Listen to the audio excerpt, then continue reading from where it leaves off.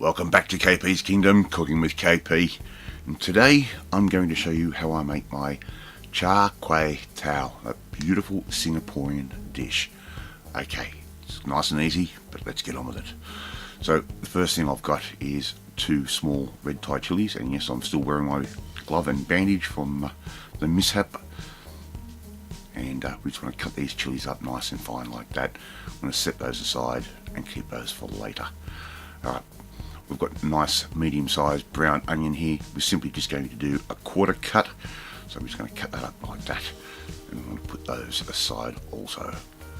Alright, I've got 6 nice large green prawns, king green prawns. And these are an Australian prawn, of course. So we're simply going to take the shell off. And if you can, try and get rid of that digestive tract just by pulling it through the head, do so. Otherwise, what we're going to do is butterfly them, and it will make it a little bit easier to get rid of that tract. Alright, so once we've got these prawns nice and clean, there we go, we're butterflying them. So just put them down on the bench flat and just run your knife along that backbone. So here I've got about 500 grams of chicken breast, which I've put into the freezer just to firm up. It helps make it easier to cut nice and thin. I'm just going to cut it really nice and thinly like this. Alright, now we're going to have a little bowl here. We're going to make up a little bit of a marinade here. So just simply put all those slices of chicken breast into that bowl, and a little bit of ground white pepper to your choice, about 2 tablespoons of good soy sauce, and about a teaspoon of sesame oil. We're going to give that a little bit of a mix up right now just to get those fluids coating all of that chicken. And here I've got about 2 cloves of garlic and about the same amount thereabouts of ground ginger. And just give that a little bit of a mix through just like that. Alright, some peanut oil. Just put a little bit of peanut oil on the bottom of our wok and put that chicken into the freezer for a good half an hour minimum, just to sit there and marinate. So in goes our onions into our nice hot wok. Keep stirring those through.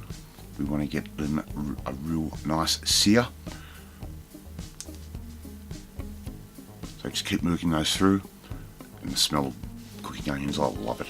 We want to get these a nice brown, nice little bit of a char on there. Alright, we'll put those aside. And if you haven't had Char Kway Teow before, you don't know what you're missing. You really don't. They taste amazing. So we're going to start cooking our chicken off in batches. Just want to do a little bit at a time, and they're only going to take about 90 seconds to 2 minutes aside to cook, depending on how hot you get your wok. And we want to cook these through around about 90% of the way through. Don't have to cook it all the way. I'm just going to put that back in with our onion. And as you can see, we've got a nice smoking wok here. And it's a shame because I need to buy a new wok. This one has been destroyed, as you can see. So just keep cooking your chicken off in these batches. You'll set the fire alarm off if you're cooking like I am here, and we did. Now, in goes our prawns. I'm just going to give these a real nice quick flash fry. Not going to take very long at all. Keep moving them around. We don't want them to stick, which they will if you're not careful. And I've even turned the heat down on that wok. A little bit of water and a little bit of Zhaojing wine just on top, just to cool those down a little bit, and also make it a little bit easier for these to cook off. The steam will help cook these prawns off quite quickly. So once they're done, we can set those aside into another bowl. And here I've got a mixture of about 1/3 cup of light soy sauce, about a 1/4 teaspoon of sesame oil, and I've just added a teaspoon of brown sugar, and this is going to make up our sauce.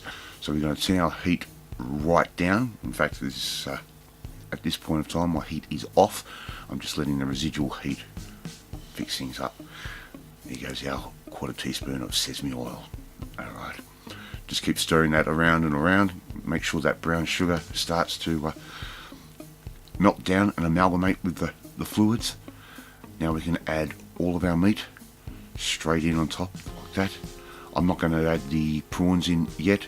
We're going to add in about 2 cups of bean sprouts. Nice fresh crunchy bean sprouts.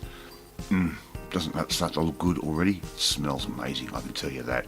So just keep moving and tossing all that meat around. Get that sauce on all products that we have in there. Look at those. Yum. Okay, we're getting pretty close to getting ready to finish off here, I think.